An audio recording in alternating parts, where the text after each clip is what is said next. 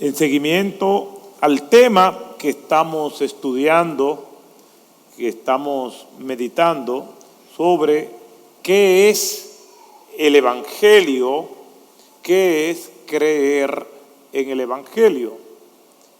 Y estamos meditando en este tema porque en mi experiencia y lo que he podido compartir con tantos hermanos en tantos años de ministerio, es que aunque hay auténticos creyentes, por lo menos conceptualmente, todavía no tienen mucha claridad de lo que es el Evangelio.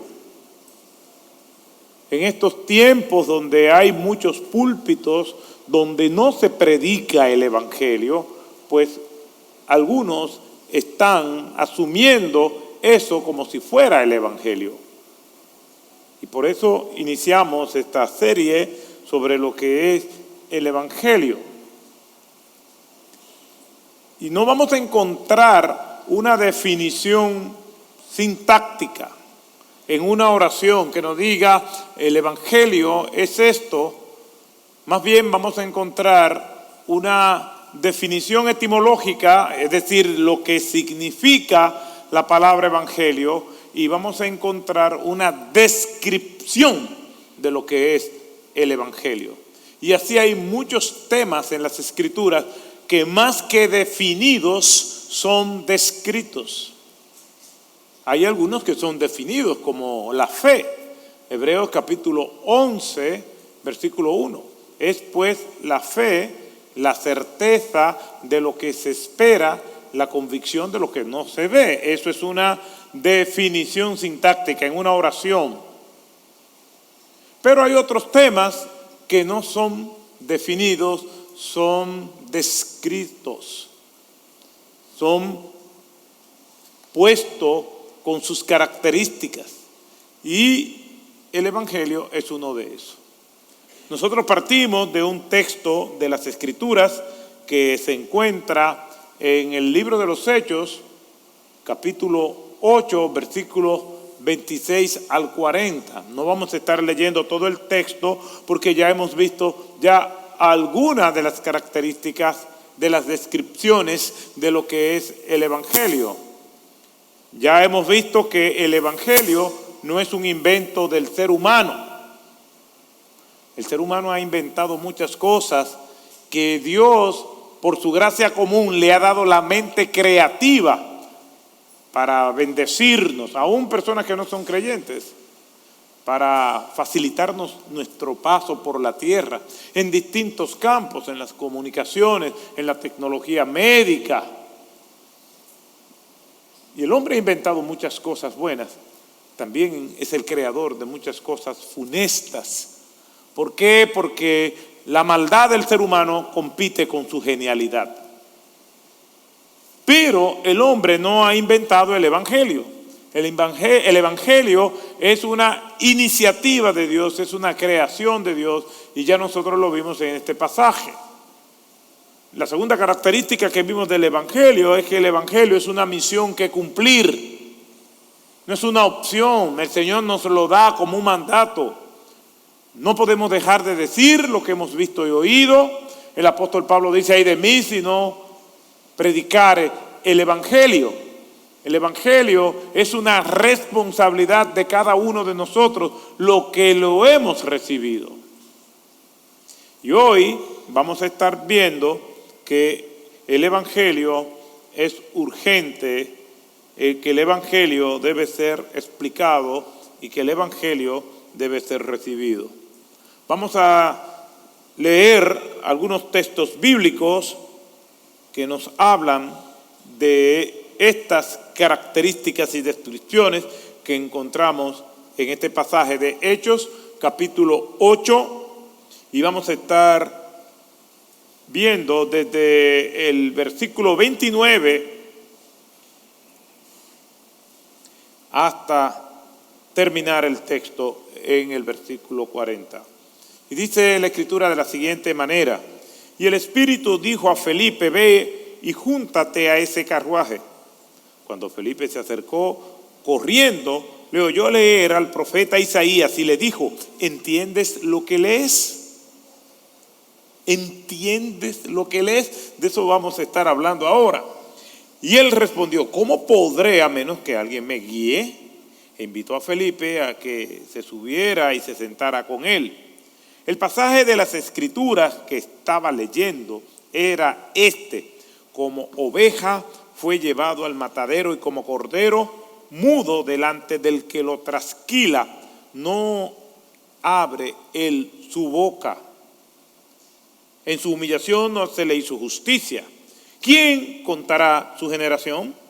El eunuco respondió a Felipe y le dijo: te ruego que me digas de quién habla el profeta, de quién dice esto, de sí mismo o de algún otro.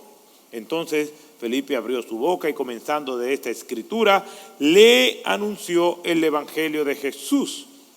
Yendo por el camino, llegaron a un lugar donde había agua, y el eunuco dijo: mira, agua, ¿qué impide que yo sea bautizado? Y Felipe dijo: si crees con todo tu corazón, puedes.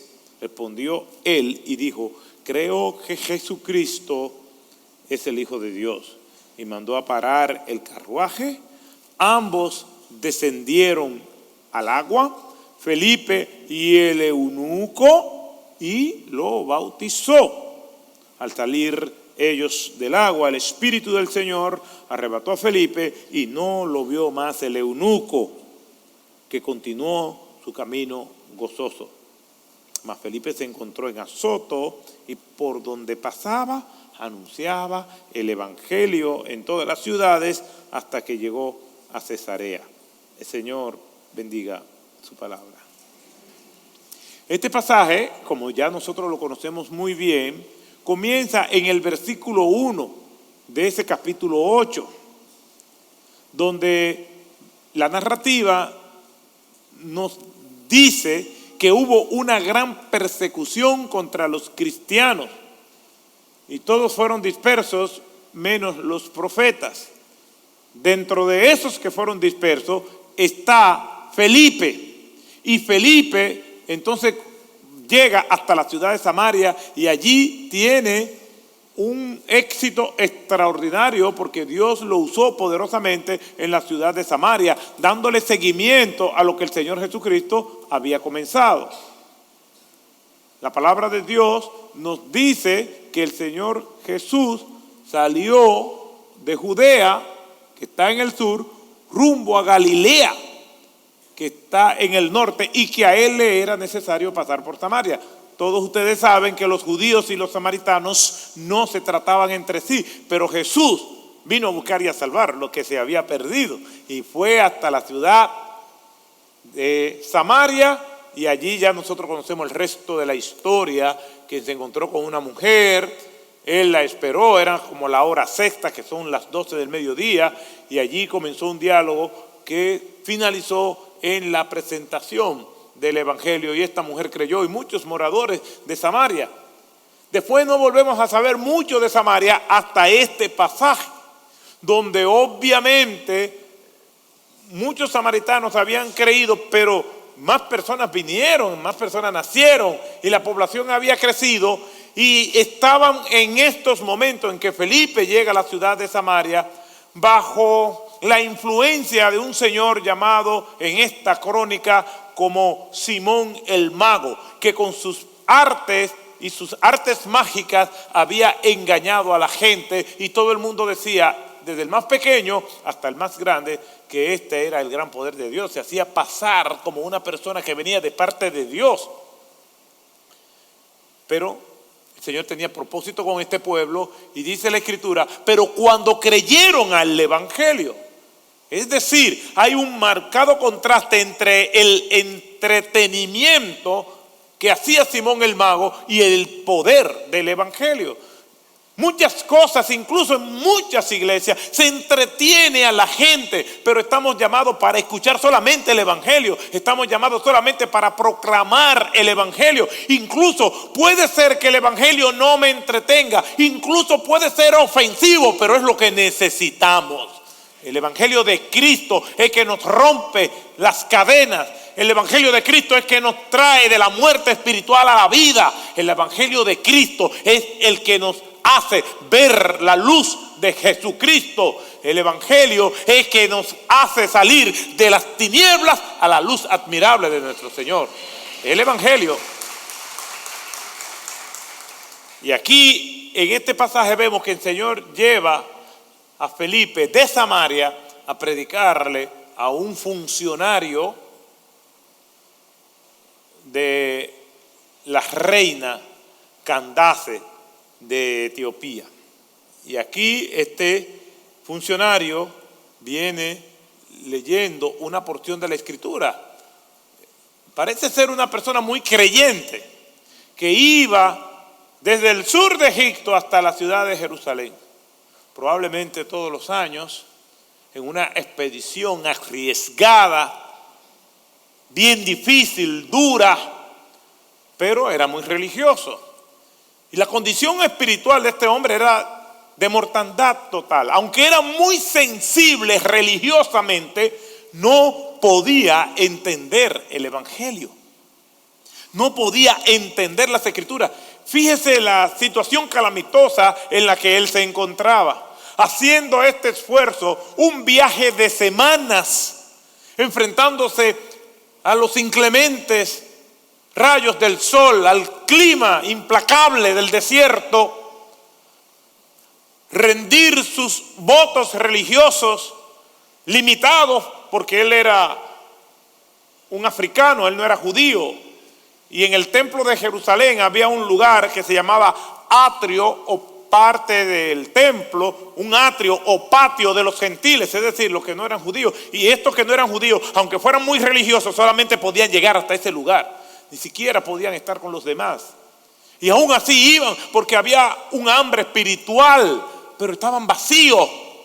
Y aunque eran muy religiosos y cumplían con todas sus ceremonias y ritos religiosos, aún estaban siendo esclavos, muertos espiritualmente, porque el único que puede liberar de las cadenas es Jesucristo. El Hijo del Hombre vino para dar vida y vida en abundancia. Si el Hijo os libertare, seréis verdaderamente libres. Bendito sea el nombre del Señor, que los que hemos creído somos libres. Somos libres en Él.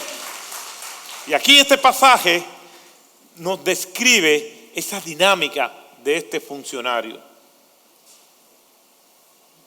Vemos que el Evangelio es para todos. Vemos cómo las Escrituras nos hablan de esa inclusión del Evangelio.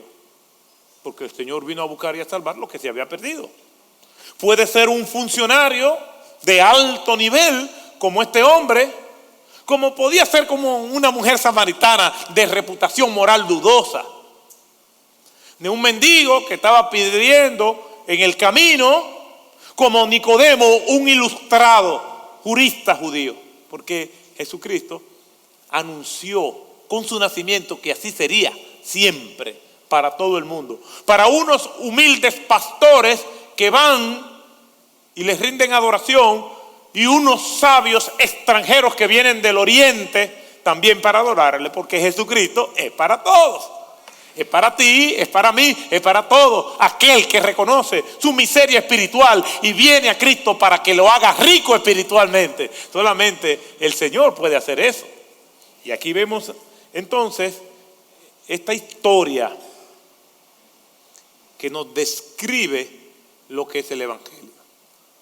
¿Qué nosotros vemos hoy? Vemos entonces que el Evangelio es una iniciativa de Dios, es una misión que cumplir, pero en adición a eso, el Evangelio es urgente. Usted no se puede quedar callado, usted tiene que hablar de Cristo. ¿De qué hablan las personas afines de lo que ellos son? Los médicos se reúnen y comienzan a hablar según sus especialidades y comienzan a hablar de los casos que han tenido. Y siempre que se reúnen terminan hablando lo mismo. Los abogados por igual, los deportistas por igual. Todo el mundo habla de lo que está lleno. Y el Señor Jesucristo dijo Que de la abundancia del corazón habla la boca. Si estamos llenos del Evangelio, ¿de qué vamos a hablar? Del Evangelio. ¿Cómo puede ser posible que tú conozcas a Cristo y nadie sepa que tú conoces a Cristo? Si conoces a Cristo, entonces vas a hablar de Cristo. Si conoces al Señor, vas a hablar de Él. No hay nadie como Cristo. Sin embargo, los humanos hablamos de lo que amamos, de lo que estamos llenos. Y yo preguntara, ¿cómo se llama? O díganme algunos de los nombres de la realeza de Suecia. ¿Sabían que en Suecia también hay monarquía? En Holanda también. Pero nadie habla de ellos. Porque los que se encargan de hablar de la realeza es la población. Ahora, todo el mundo sabe que la reina Isabel murió. Y que Carlos III ahora es el rey. ¿Por qué? Porque la noticia le da seguimiento. ¿Por qué? Porque los ingleses, a pesar de mucha presión, la mayoría de los ingleses apoya la monarquía. Se sienten orgullosos de sus reyes. Porque uno habla y uno sigue aquello de lo cual está lleno. ¿Cómo puede ser posible que una persona diga que es seguidor de Cristo, no un seguidor de la reina o del rey, sino del Rey de Reyes y Señor de Señores, y que nadie en tu entorno sepa que tú sirves a ese rey? Que no miente, que no falla, que no falta sus promesas, que es perfecto, que es santo, y nos da a nosotros, comenzando con la salvación, que es lo más grande que un ser humano pueda recibir, nos da todo lo que nosotros necesitamos. Es una misión que cumplir. Es urgente que la gente sepa que ese rey no solamente es rey de nosotros, sino también puede ser rey y salvador de ellos. La Escritura dice, ¿y cómo oirán si no hay quien le predique? ¿Cómo quien tú tienes a tu lado va a conocer a ese rey si tú no te encargas de divulgarlo? Miren lo que dice el texto a propósito de que el Evangelio es urgente. Dice el versículo 30, ya Felipe tiene las instrucciones de que debe ir al desierto, ya está en el desierto, y ahí, según van pasando los minutos, el Señor le va diciendo lo que él tiene que hacer. Y cuando Felipe, dice el versículo 30, se acercó, le oyó al profeta Isaías y le dijo, ¿entiende lo que lees? El Evangelio es urgente. Y aquí vemos dos detalles que pueden pasarse desapercibidos, pero que nosotros debemos tomarlo en cuenta, porque denotan, revelan la urgencia del Evangelio, de la diligencia que nosotros tenemos que hacer para comunicar el Evangelio con prontitud, no aprovechar el tiempo según nosotros creemos, sino aprovecharlo según las circunstancias que el Señor nos da. Aquí hay dos detalles. Número uno, ese versículo 30 dice, cuando Felipe se acercó, no fue aquel funcionario con su séquito que se acercó a Felipe, fue Felipe que se acercó a él, imitando lo que hizo nuestro Señor Jesucristo, que Él vino y a buscar lo que se había perdido. Él fue que dejó su trono de gloria, Él fue que dejó toda esa esfera cósmica de majestad, de grandeza, de santidad, para hacerse humano como nosotros y enfrentarse a todas las limitaciones y barbaridades que nosotros como humanos nos enfrentamos.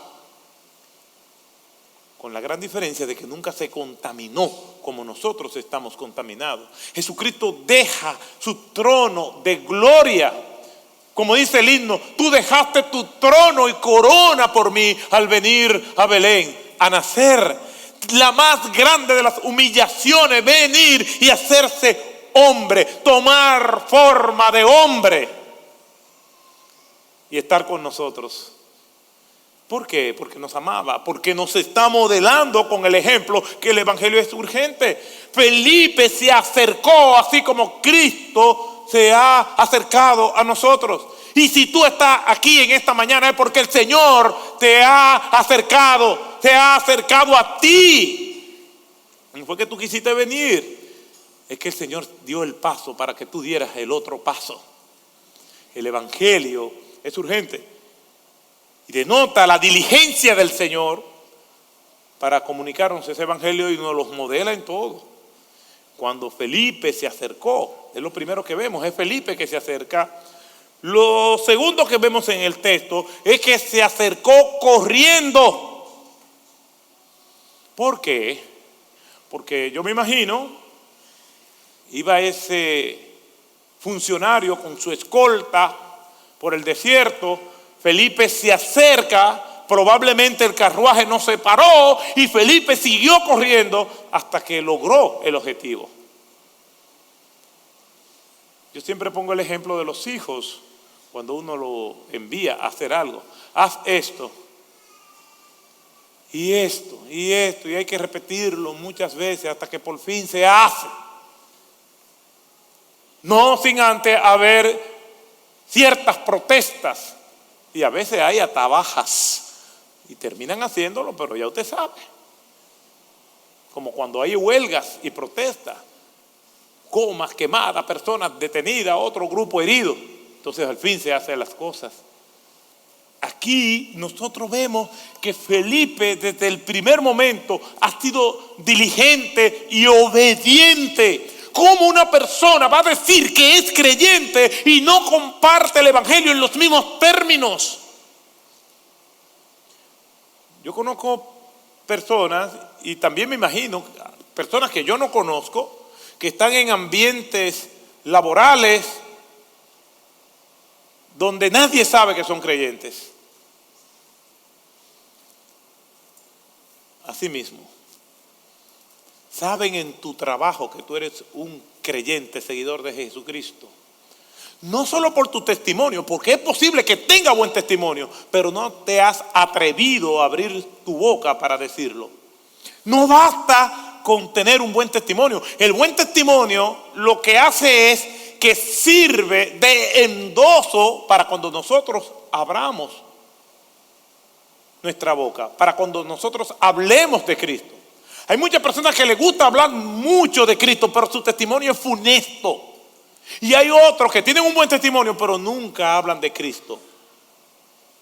Se necesitan las dos cosas para ser un testigo fiel de nuestro Señor Jesucristo. Ay de mí, se lamenta Pablo, si yo no predico el evangelio. Ay de ti si no hablas de Cristo a tus vecinos, a tu compañero de trabajo, a tu compañero de estudio. Ay de ti. ¿Cómo te vas a quedar callado ante el Señor que te ha dado todo? Comenzando con la salvación, porque la salvación es todo. Porque si no tenemos salvación, entonces no tenemos nada, Aunque tenga a París de rodillas, aunque tenga la ovación y el elogio de las personas, si no tienes a Cristo, no tienes nada. Entonces, ¿cómo te vas a quedar callado? Cuando Cristo no murió en secreto ni por ti ni por mí. Yo voy a morir por ello, pero como en las leyes romanas se administra que el que carga la cruz en un momento determinado le quitan la ropa y tiene que quedarse desnudo delante de todo el mundo. Yo voy a morir por mi pueblo, pero lo voy a hacer en secreto para que nadie me vea y yo no tener que pasar esa vergüenza. No le importó, murió totalmente desnudo. Los latigazos fueron públicos, la corona de espinas fueron públicas. Todo el maltrato, el escarnio, la burla, la tortura, todo el flagelium romano descargó su ira sobre Cristo de manera pública para que nosotros entonces vengamos a avergonzarnos del Señor. No, 1000 veces no. ¿Cómo puede ser que haya una persona que se está beneficiando de las bendiciones eternas del sacrificio de Cristo, ahora le da vergüenza que sepan que es un cristiano? Vamos a juntarnos el domingo en la mañana. No puedo porque tengo un compromiso. ¿Qué tiene un compromiso? Sí, pero diga, no, yo no puedo. Yo puedo después que yo vaya a la iglesia. Ahora te invito a ti para que vaya a mi iglesia también. Dígalo así. Dígalo. No le diga que tiene un compromiso. Dígale, yo no puedo porque voy a la iglesia, porque soy un cristiano, porque amo congregarme, porque no dejo de congregarme como algunos tienen por costumbre. Ahora te invito para que tú vengas y te goces en el Señor y puedas escuchar su palabra y cante las alabanzas al Rey. Ven, te invito. Díselo. No que tenga un compromiso de cualquier cosa.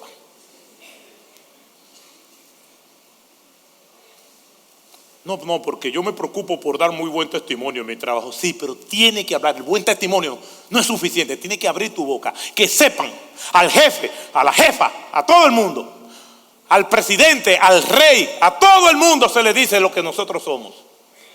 No podemos dejar de decir lo que hemos visto y oído. Y eso es lo que hace Felipe. Él estaba en Samaria hablándole al pueblo, a la gente común y corriente. Ahora le está hablando a un funcionario. ¿Por qué? Porque Felipe es obediente a Dios. El evangelio es urgente. No te avergüences de Cristo. No te avergüences de quien tenía que avergonzarse de ti y de mí y no lo hizo. No nos debemos avergonzar de nuestro Señor Jesucristo. Felipe se acercó corriendo. Porque esa era parte del plan del Señor. Y cuando se acerca, es que se da cuenta que este hombre, precisamente, ya Dios estaba preparando el corazón de él. Porque estaba leyendo una porción de las Escrituras. Dice el texto, cuando Felipe se acercó corriendo, entonces pudo escuchar, pudo ver. Hay que compartir con la gente. Nosotros somos la sal de la tierra. La sal se coloca de manera adecuada en los alimentos. Como sal de la tierra, nosotros estamos para darle sabor a este mundo insípido. Nosotros estamos para darle el sabor de Cristo a la gente. Pero tenemos que aprovechar que el Señor nos acerca a la gente mediante nuestras redes laborales, académicas, escolares, filiales. En donde quiera que estemos, es el Señor acercándonos a la gente para que nosotros oigamos y veamos su realidad. Y ahí en su realidad, nosotros entonces vamos a ministrarle. El Señor llevó a Felipe cerca y entonces, porque estaba cerca, le oyó leer. Y sobre esa base le habló. Pero vamos a encontrar personas que no van a estar leyendo, sino que van a estar clamando por necesidad. Les solventamos, los ayudamos en su necesidad, que es una manera también de mostrar el evangelio. Tenemos que acercarnos a la gente para ver si están enfermos y ayudarle en su enfermedad. Tenemos que acercarnos a la gente para oírlos en sus luchas, pero presentarle el evangelio. Felipe se encontró con un moralista religioso. Y un moralista religioso es una persona que se parece mucho a un cristiano, pero no es cristiano.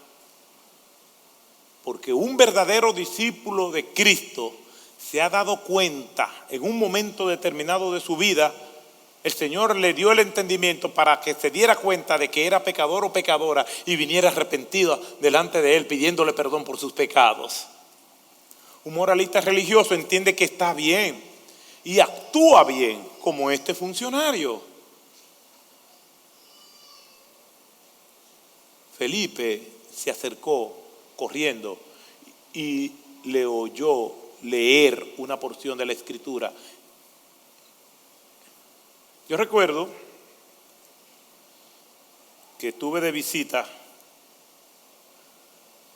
en una prisión de máxima seguridad.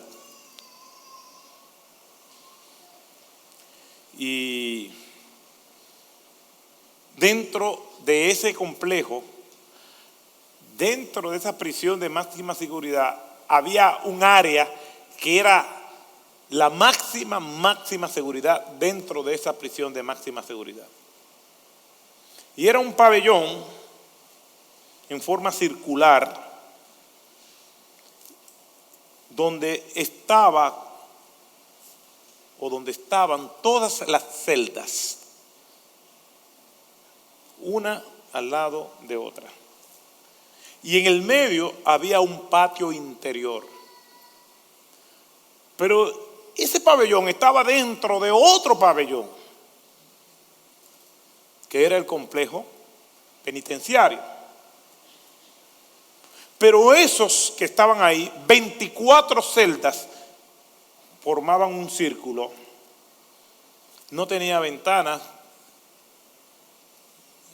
tiene aire central ese lugar. Ellos no pueden ver hacia el exterior porque no tiene ventanas. La única luz que tienen es la que le da que le llega de manera artificial a cada una de sus celdas. Y en el centro, un patio interior. A una hora determinada, lo sacaban uno a uno, por un tiempo, para que caminaran. El guardia de seguridad no podía hablar con ellos, y todo un protocolo de seguridad máximo. Las puertas de cada una de estas celdas eran selladas con una rejilla al ras del piso por donde le pasaban los alimentos.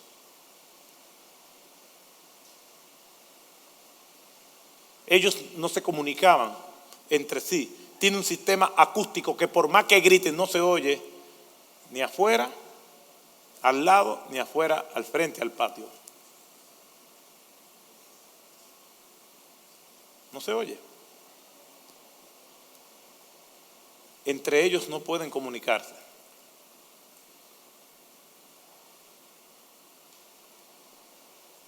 Cuando estaba visitando todos esos pabellones, el warden o el alcaide de la prisión me dice que si quiero entrar y hablarle a ellos. Yo dije, bueno, sí, no estaba supuesto entrar a ese lugar, pero le dije que sí. Entro a aquel patio, me dio cierta tensión porque, no porque me fuera a pasar nada, sino todo lo que habían hecho esas personas que estaban ahí y que estaban custodiadas de esa manera. Yo le digo, ¿y cómo le voy a hablar? Él me dice, tiene que agacharse, poner la cabeza en el piso y hablarle por la rejilla.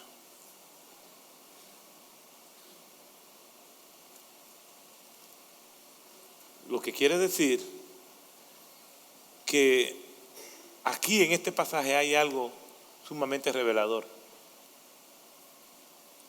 Dice que Felipe se acercó corriendo. Era un acto de mal gusto y humillante que un hombre corriera en público. ¿Recuerdan la parábola del hijo pródigo? Que dice que cuando el hijo pródigo volvió ante el padre se acercó al hijo corriendo. Corrió, humillándose él para rescatar a su hijo. Porque correr para un hombre en aquel tiempo era un indicador de humillación. Así vemos a Felipe corriendo, humillándose para poder compartirle el evangelio a una persona.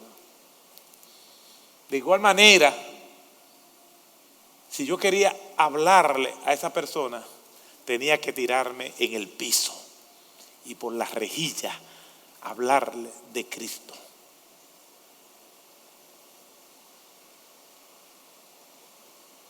Fui rejilla por rejilla, sin ni siquiera escuchar una respuesta, simplemente entendiendo que Dios podía hacer libres aquellos que estaban del otro lado. Porque los verdaderos barrotes están en el corazón. Hay muchas personas que están internas en diferentes centros correccionales que son libres. Y creo que la mayoría de los que están de este lado están siendo prisioneros. Porque el único que da libertad verdadera se llama Cristo Jesús. El evangelio es urgente. Incluso puede llevarnos a la incomodidad contar de ser obediente al Señor. Ni siquiera vamos a saber los resultados muchas veces. Como yo no sé los resultados, prácticamente es imposible saber los resultados de eso que yo hice aquel día. Porque esas personas que iban a estar ahí nunca iban a ver la luz del sol. A menos que Dios quisiera hacer un milagro. Pero humanamente hablando, estaban cumpliendo 3 cadenas perpetuas. 4. Caminé también por el corredor de la muerte. Y vi cámara de gas en aquel lugar. Pero aún allí, donde casi nadie puede llegar la luz de Cristo y hacer libres a aquellos que van a estar privados de su libertad humana para toda la vida. Ese es el alcance del evangelio. La diferencia entre ellos y nosotros, ninguna. El apóstol Pablo, haciendo una descripción de las personas que no tienen a Dios, termina diciendo: ¿qué pues diremos? ¿Somos nosotros, como judíos, en este caso del contexto de Pablo, mejores que ellos? En ninguna manera, porque ambos, judíos y no judíos, todos hemos pecado. El evangelio es urgente. Pero Felipe le hace una pregunta a este hombre. Felipe dice: ¿sientes el evangelio? ¿Eso es lo que le dice? Le dice: ¿entiendes lo que lees? ¿Por qué hace esa pregunta? Y esto nos lleva a la próxima característica del evangelio. El evangelio no se siente, se entiende. Si usted está aquí esperando sentir algo para entonces venir a los pies de Cristo, o esperar que le pase algo catastrófico para venir a los pies de Cristo, mire, eso es un parámetro muy peligroso. Porque el evangelio no se siente, se entiende. Lamentablemente, hay algunos lugares donde se apela más a las emociones de las personas para mover a una persona afectada por una histeria colectiva y mover su voluntad según lo que quien está entregando o predicando, entre comillas, quiere que la persona haga.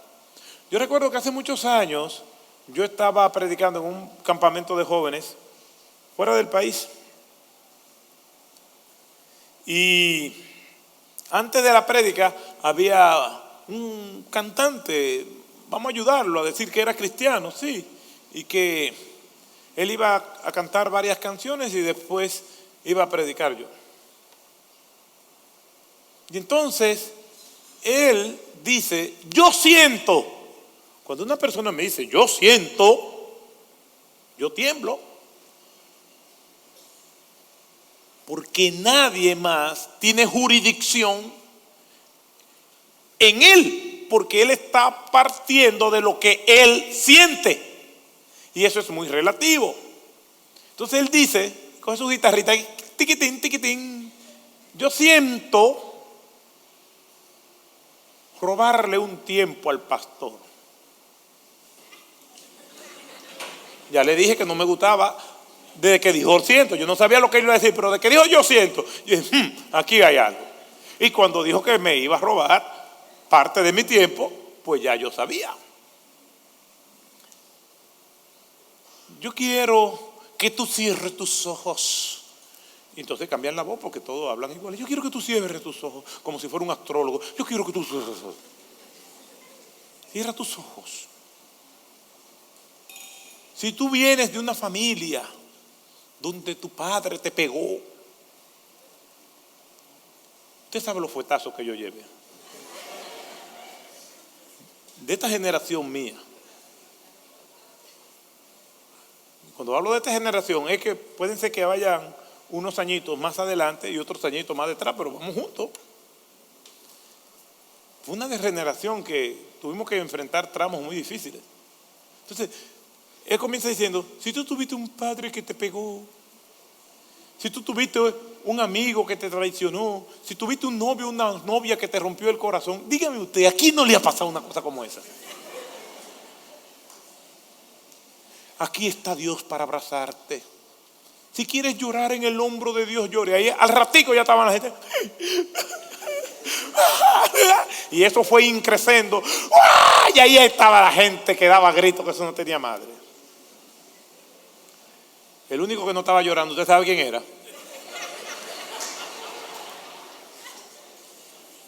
Porque eso yo me lo sé.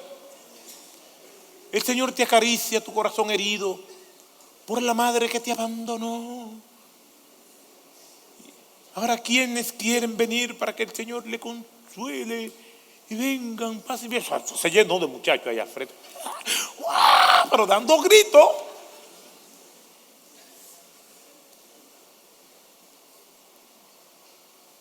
No me robó parte del tiempo. Me robó todo el tiempo. Entonces ya, cuando todo eso pasa, ya ustedes saben, ¿a quién yo le iba a predicar? Y cuando vengo yo y digo, abran su Biblia, ahí estaba todo el mundo parándose, ya todo se terminó. ¿Qué van a escuchar a este negrito predicando?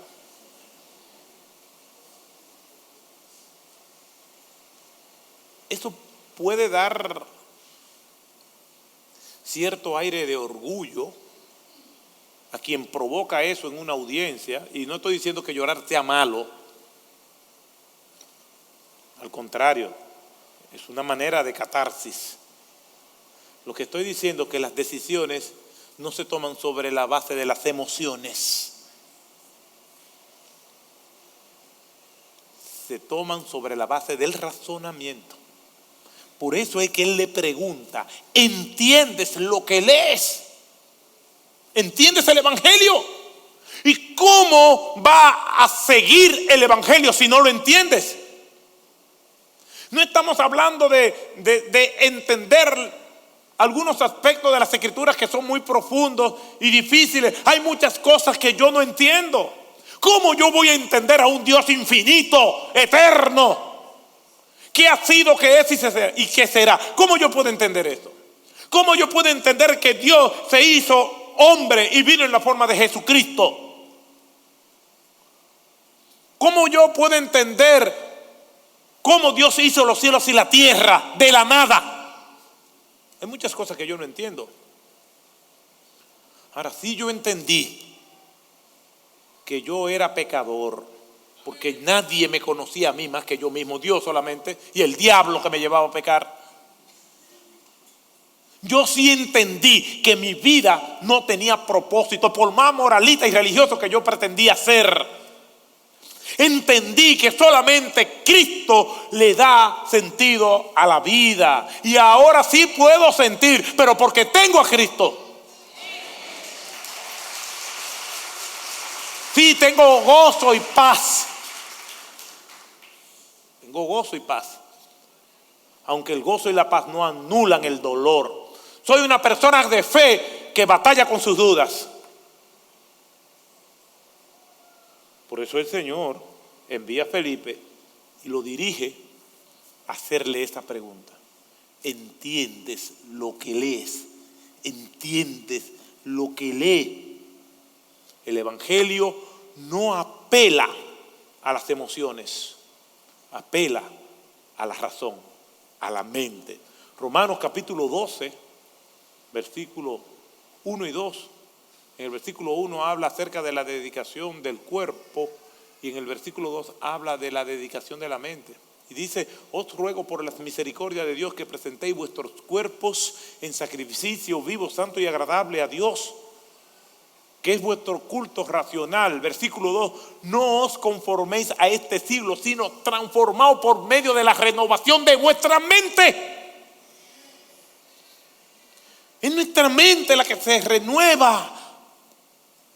Es en la mente que el Señor opera.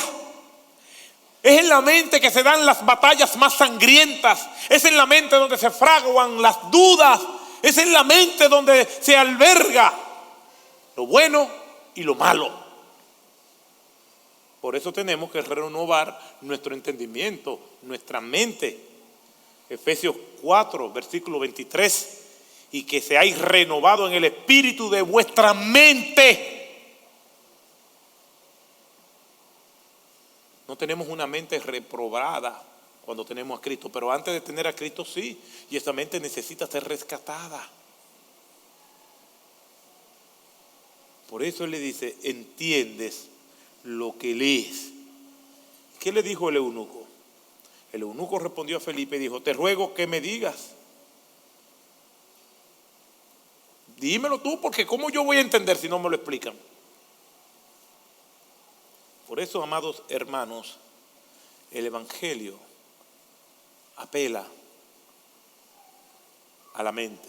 Y se usan sinónimos. Se puede usar el sinónimo corazón para referirse a lo mismo.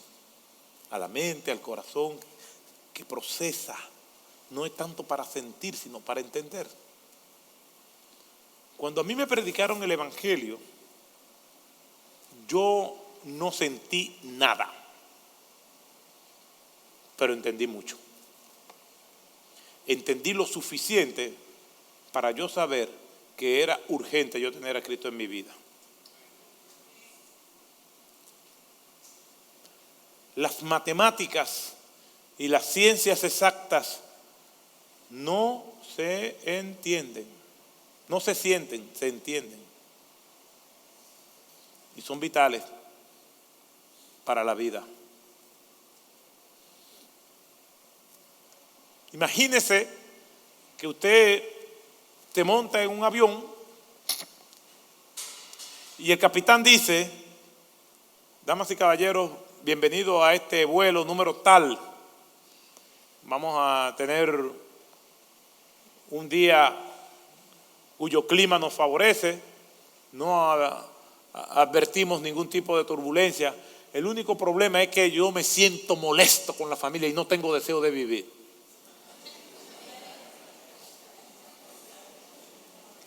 El que quiera salir, que salga, que yo no siento hacer este vuelo. Usted se queda ahí, ¿verdad que sí? Mire, aunque la puerta del avión esté cerrada, yo busco la forma de salir. Recuerden que los aviones no se abren por dentro, es por fuera. Usted puede estar seguro. La marca de la figura mía, en el avión. Porque nadie se va a montar con una persona que diga, yo no siento eso. O que usted esté ya en el quirófano antes de que vayan a darle anestesia general y venga el cirujano y le diga, mire, yo lo conozco a usted, yo no siento operarlo, pero yo lo voy a hacer porque es mi deber. Muchas gracias.